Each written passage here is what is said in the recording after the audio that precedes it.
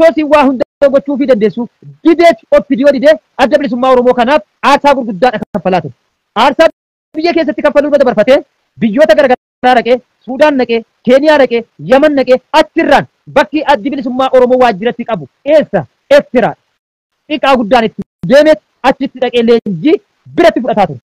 Warroonni maqaa kana qabattee achirratti OPDO caala taree waan taate ijoollee hayyummaa qabu ijoollee mul'ata qabu ijoollee Oromiyaadhaaf of kennite nama baay'ee ajjeesaa ture. Daawud Ibsaas Kamaal Galchuus hundaalonni adda bilisummaa Oromoo jedhamti. Maaltu na biratti argame jarattii kan maqaa adda bilisummaa Oromoo jedhu kanaan OPDO'n jaruma kana hundeessitee achitti ergitee jechuutu iyyuu na biratti ta'eef ta'e akkasitti uummata Oromoo barsiisuun dirqama ta'a. Osoo dhugumatti akka alaabaa sanaatti deemte akka maqaa sanatti deemte silaa uummanni Oromoo waggaa 50 miti waggaa 5 keessatti bilisooma. Ragaan isaa immoo Marroo Dirribaa maqaa mootummaa Oromoo jedhamtuun 2018 taatee hundoofte. Kana ituu Oromoodha isiin ofiin jettu inni lakki jedhee waggaa 6 kana keessatti mootummaan Oromoodha jettu burkuteessuu isaatu ragaadha. Ituu jarattiin kun Oromoodhaaf Eertiraa turte silaa mallasaa Maqaleedhaa dhufte waggaa 10 hin geessuu cabsuu jechuudha. Jarattiin kun diina dhokattuu maqaa Oromootiin uummata Oromoo aarsaa kaffalchiisaa turte. Ta'uusi uummataaf ifa goonee himnaa jechuudha. Mul'ata Bumaahi kun mul'ata Bumaahi barreeffama namni natti kennee miti. OPDO'n maqaa adda bilisummaa Oromootiin nu gidirsaa ture nu hidhaa ture mataa gogaa nurraa aadaa ture sana hunda dandamannee gariin nu biraa wareegame gariin nu biraa kilaas godoloo ta'e gariin biyyaa baqatee jarattiidhuma shiraan firaa jirtu tokko adda durummaadhaan magaalaa Jimmaa keessatti irra deebi'anis ni hima namni simate ana maqaa jaraas ni dha'u jaalfaatee jedhamti dhalattuu Aggaarooti. Toleeraa Dabaati magaalaa Jimmaa keessatti simanne gaafa sana waan wajjin haasofne qabna. Jarri kun warra shira shirtuu uummata Oromoo cabsuudhaaf deemtu waan taateef uummata barsiifnaa jechuudha. Uummata barsiifna. Addi bilisummaa Oromoo jedhamu hin jiru jechuudha. Adda burjaajessituu Oromoo, adda facaaftuu Oromoo, adda balleessii Oromoo akkas gareen Daawud Ibsaa, gareen Leencoo Lataa hojii jaraati. Kaleessa waraana 30,040 Leencoo Lataatu iyyuu mallasaatti kennee ficcisiisa. Daawud Ibsaatu summii nyaachisee ijoollee keenya Eertiraatti ficcisiisaa ture. Daawud Ibsaatu ijoollee 1,305 Eertiraadhaa fidee kan qalleetti ficcisiisee jechuudha. Daawud Ibsaatu ijoollee 800 ol mooraa Xoolleetti ficcisiisee jechuudha. Sobanii immoo adda wal baasanii akka waan wal dhabanii Araarsoo Biqilaa Taanaa Yadureeta wajjiniin mootummaatti galtee Daawud Ibsaa sobdee gullallee teessee akka nama qabsoo kana harka keessaa qabutti uummata bara dhufaa darba burjaajessuuf waan isin hoggaa jaha kana hojjette beekaa dhossaa turre malee beekaa yeroo eegganne jenne malee waan OPDO'n nu hojjenne nu hojjette jechuudha. Waan OPDO'n nu hojjenne. Ragaan kanaa immoo saatii waraanni bilisummaa Oromoo waan 1991 dadhabame hamma 2018tti dadhabame Tanzaaniyaa geessee gaafii Oromoo addunyaatti agarsiise. Ituu ija qabdu ituu gurra qabdu deebitee waraana kana afaan faajjii uumuuf waraana kana dura dhaabbachuudhaaf uummata kana duratti mootummaa gadi galoo kanaa wajjiniin marii taa'usiitu akkasiin diina Oromoo taate akkasiin burjaajessituu Oromoo taate akkasiin maqaa qabsoo uummata Oromootiin uummata Oromoo gidiraa goosisaa jirtu ragaan kanaa olii. Kanaaf addi bilisummaa Oromoo isiin ofiin jettu gareen Daawud Ibsaa, Leencoo Lataa, Diimaa Naga'oo, Araarsoo, Biqilaa, Mardaasaa, Kamaal Galchoo jarri kun hattuu fi sagaagaltuu fi kashalabboota maqaa Oromootiin uummata Oromoo aarsaa kaffalchiifte itti gaafatama jalaa bahuu hin dandeessu jechuudha.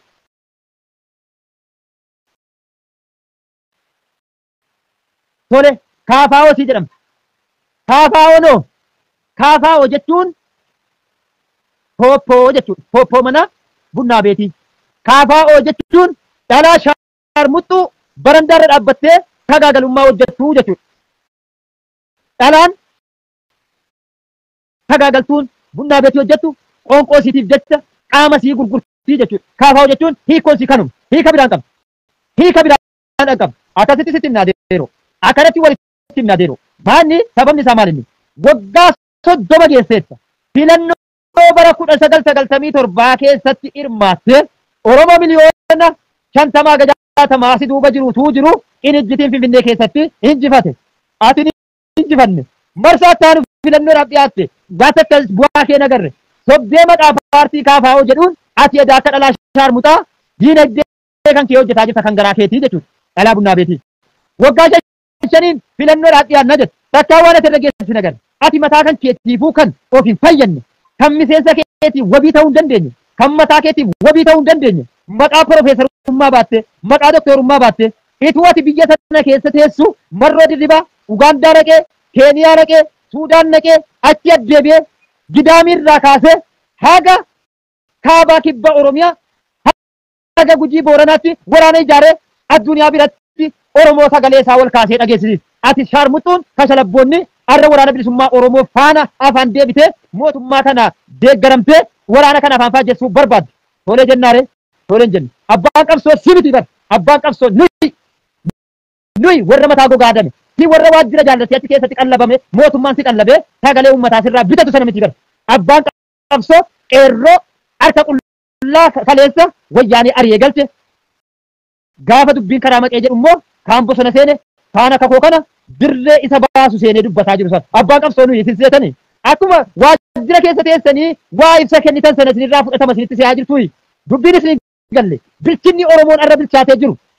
Isin ganaa waggaa 50 isin gaafata bakka nu geenye ga'uudhaaf. Ganaa isin eegaan jiru. Walitti qabnee haadha kee yoo tole si tolchina. Yoo tolu ta'e walitti qabnee haadha kee bilchiginnaa faana allayyaa isinitti seenaa jirtutti si galchina. Atiin dura waggaa tokko dura waan kana dubbadheen ture. Waa 8 isinii lakkaa'een ture. Uummanni Oromoo waa 8 irratti dammaquu qaba. Gommaa impaayera Itoophiyaati waa 8 kuni. 8 sun tokkoffaa qawweedha. Qawwee waraana bilisummaa Oromoo qabatee jira. Gommaa impaayeraa dhoosee jira gara qawweetiin. Lammaffaa abbootii amantaa isaan yeroo hundarraa dubbata. Kunis gommaa impaayera Itoophiyaa ittiin Oromiyaa keessa sossootuudha. Sadaffaa paartilee siyaasaa jettee warra of waan kan uummata Oromootiif bu'aa buusuu miti mataa isiitiif bu'aa ofii buusuu hin dandeenye. Jarri kunis gommaa impaayeraati. Uummata Oromootiif bu'aa buusuu hin dandeessu. Afuraffaa miidiyaalee maqaa Oromootiif afaan Oromootiin banamtee jirtu impaayera Itoophiyaatu gommaa godhateetti fayyadama. Waan ittiin Oromiyaa keessa sossoo'uu fi ittiin uummata Oromoo kana irra deemuu jechuudha. Shanaffaa aktivistoota warra ofiin jettu kan miidiyaa irratti dhageettii yoo argattee jettee achumaan dhageettii uummataa kana gurgurtee fudhattee uummatatti mootummaa gadi galootti galtee biillaadhaan yookaan manaa yookaan makiinaan jijjiirrattu yookaan aangoodhaan jijjiirrattu. Kunis gommaa impaayerittiin sossootu jechuudha. Ja'affaa abbootii gadaa warra ofiin jettu. Oromoon gadaa qaba malee abbootii gadaa ammallee hin qabu. Kunis gommaa impaayeraati. Torbaffaa artistoota maqaa Oromootiin sirbitu yuutuuba irrattis feesbuuk irrattis miidiyaa irratti lafattis maqaa Oromootiin sirbitee beekamtee booddee irratti impaayeratti galtu impaayerittiin Oromoo cabsu kan akka Xiqaa Tafarii kan akka Caalaa Bultumee kan akka Fandishee kan akka Maarree lakkaa isinii fixuu hin danda'u. Jarri kun warra impaayerittiin uummata Oromoo gowwoomsu gommaa impaayeraati. Saddeettaffaa abbootii qabeenyaa Oromiyaa keessatti maqaa Oromoo dhaattee jirtu. Kun illee gommaa impaayeraati. Impaayerittiin fayyadamtu. Mootummaa gadi galoo kana gabbara. Ijoollee Oromoo quban qabu. Barattoota Oromoo quban qabu. Hawaasa Oromoo quban qabu. Mootummaa kanatu iyyuu gommaa godhatee itti fayyadamaa jechuudha. Tole jara kana cabsuun dirqama ta'a. Akkamitti cabsin abbootii amantaa an Oromoo biyyi kiyya Oromiyaadha jedhu ijaaruudhaan cabdu jedhu kun. Paartiilee siyaasaa akkamitti cabsu? Oromoon paartii siyaasaa hin qabu ammatti jaarmiyaa tokko qofa qaba. Jaarmiyaa Abaaboo achi jalatti deebi'u. Oromiyaan bilisoome walaboome paartii 100 ijaarrachuu dandeessa. Biyya kee keessatti ammatti Oromoon paartii hin qabu. Qaama paartii kana dibimmiitii haadha siiku qopheessu. Durii galee akkasitti quba qabaadha. Isinii lakkaa'e. Kashalabboota maqaa paartiitiin sochootu KFO fi ABO adda bilisummaa Oromoo siin ofiin jettu hin sobdii sagaagaltoota jechuudha. Shaarmuxoota abbaan barbaade itti fayyadamu. Yookaas pooppoo mana bunaa beetii keessaa namni irraa algaa raqee kireeffate itti boola'ee biraa deemu. KFO'nis akkas. Mararaa kaasee hamma jaleetti. Are xiqqoo sii jara kana keessaa namni aktivistii keessaa tattaafataa jiru. Gurbaa Jawwaaree. Jawwaaree waggaa 2 dura mataa keessa dhahamuu qabdi. Jechi sun baay'ee jette. Mataa keessa dhahamtee amma indaanqoo lukkuu mormirraa cite taatee jirti. Lukkuu mormirraa cite mataa bitteetu fiiga. Mataadhaan fiigaa jirti amma. Eenyu Jawwaareen. Waan akkatti ammatti Jawwaareen badii si dhiifamuufii danda'a. Yoo waan takka oofamansiif. Yoo waan takka oofamansiif. Wanni si oofamansiistu Itoophiyaa waan jedhamu yoo nan dhiisa jette oofatte. Irratti aktivistoota kaleessa an irraa dubbataa ture keessaa namni mootummaatti kana kaleessa faarses arras immoo ija dunuunfatee arrabsaa jiru Jawwaareedha. Akkasumas siyaasatti fayyadamuudhaaf taatu malee namni kallattii waraanni bilisummaa Oromoo akka gargaaramuudhaaf waa maxxansaa jiru irratti Jawwaareedha. Jawwaareen arra ana biratti barreeffamni sii fudhatama qaba. Isiin garuu sobduudha.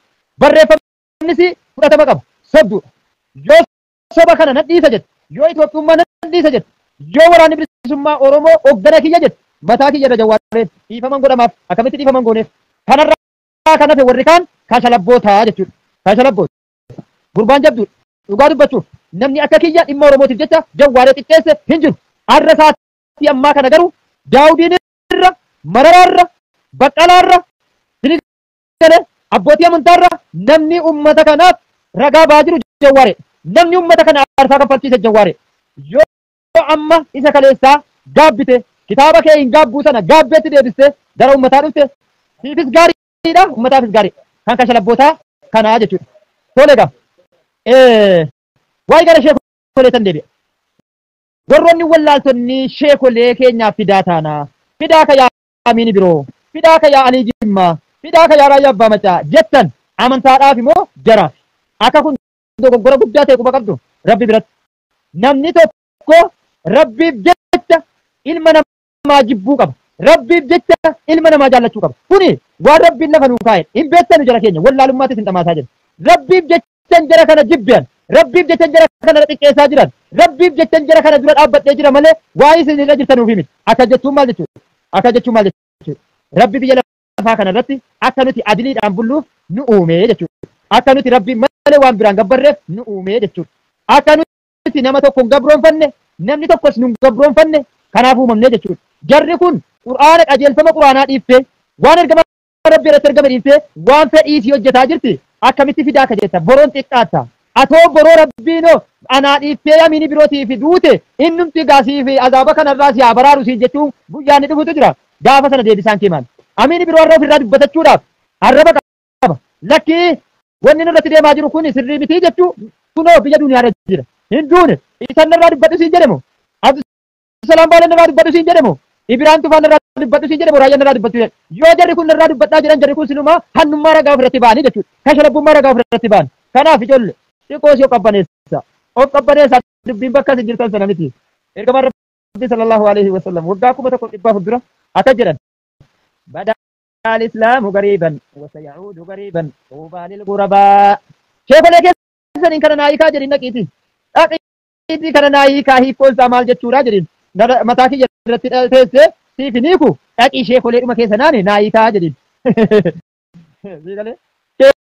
sheekolee warra qur'aana gurguratee viillaa jaarratee quban qabu namichoon ummanni kana quban qabu sheekolee warra qur'aana matinii gurguratee ma'anaatti fayyadamee jiru barana qur'aani dulloomeera jennaanii gurbaan tokko a'uudhu billaahi minash sheexaanir rajiim inna lillahi wa inna ilayhi raaji'uun yaa rabbi kanaaf wajjin yaa dubbachuun hin ta'u haraama jedhee na baqata qur'aanni dulloomeera jennaan dulloomuu qofa miti qur'aanni inni taati taate goltu abaarama Allah bilaat qur'aanni dulloomeera jennaan iji irrifate dulloomeera jechuun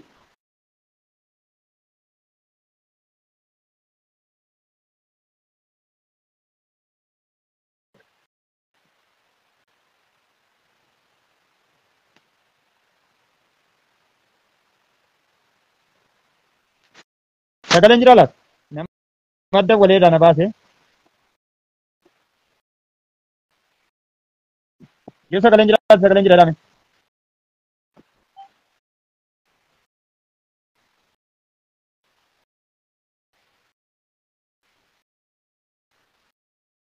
dawwalamee irraa na baafame mee yoo jiraate jira jedha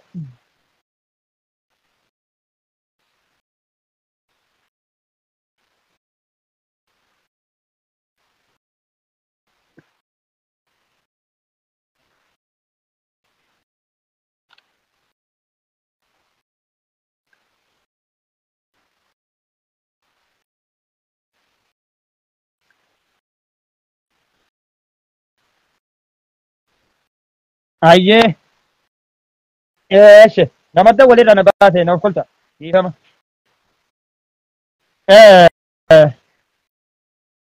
amma maaltu ture ummanni kun dhugaa ukkaamsuuf jecha darasootattiin kun darasoota zabana kan akka Amini biroo kan akka Abdusalaam Baalee kan akka Raayyaa Abbaa Macaa amma ijaarteen hundi diiginii jettee na shidaa wayi baate raayyaan keenyas ilma Abbaa Jifaar keenya ilma Abbaa Jifaar keenya ijaarteen hundi diigini yoom ijaaramte keessoodhaan ergaa dabarfataa jirti ijaarteen hundi diigin jechuun Itoophiyaan hin diigamtuu isa artistiin tokko jedhe inni gara gujii kun maal maqaan isaa mee kana jala naa kaase hin diigamtii Itoophiyaan hin diigamtii nuti jirru hin diigamtii ijaarteen hundi diigin jette raayyaan keenyas keessoon isaa ergaa kana qaban ta'aan jiran jarri kun zulmii irratti kashlabbootaa ta'anii wal gargaaruu irraa dhaabbataan jiran kallattii kaaniin nashiidaa baasu kallattii kaaniin daawwaa godhu kallattii kaaniin uummata walitti qabaniitiyyi soba malee biyyi kun hin diigamtu jedhu kallattii kaaniin rasuulatu Itoophiyaan hin diigamtu jedhani waan jarri deemaa fi jiran hin beektanuuti warroonni beekumsa hin qabne kan jaraa dhaggeeffadha kan warra faallaa jaraa jiru dhaggeeffadha jidduu kanatti eenyutu haqa qaba ammoo yoo aqlii qabaatte madaaluu dandeessa egaa gaarraan kan bakkoota argetti wal affeeranii bakka argetti wal affeeranii jedhe kun Baaleettis Arsii keessa Shaashimanneettis Adaamaattis Dirredawaattis Awwadaayittis warri kashalabboonni namarraa dubbataa jiru kun warri sheekolee jedhamtu kun wal affeeraniitiyyi wanni jarri dubbatu birrii nuu buusa wanni jarri dubbatu masjiida nutti ijaara wanni jarri dubbatu markaza kanaa eebbisaa jirra wanni jarri dubbatu itti fufa